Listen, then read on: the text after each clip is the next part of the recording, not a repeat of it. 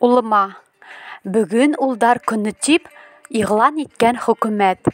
Минең дә улым бар бит. Котлайым байрам менән. Минең улым изгелекле, бик тә нескә күңелле.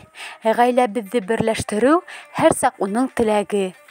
Барыһына тиң ҡарай, айырмай ул берәүҙе. Өләсәһенә бигерәк тартыла ул һәр ваҡыт. Йөрәге ҙур улымдың, күңеле киң улымдың.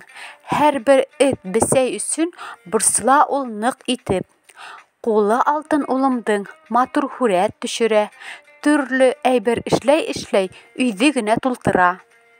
Шиғыр ҙа яҙа улым, бүлмәһенә бикләнеп, бер дәфтәрен бағышлаған шиғыр ижад итергә.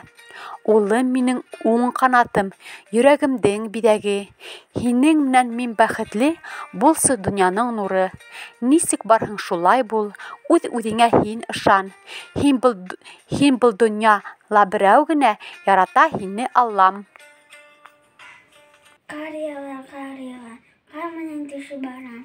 Ҡар шулай аҡ була, шулай аҡ була. Мин дә сыҡһам аҡ булам, ҡарһыҙ ҡыш булмай торған.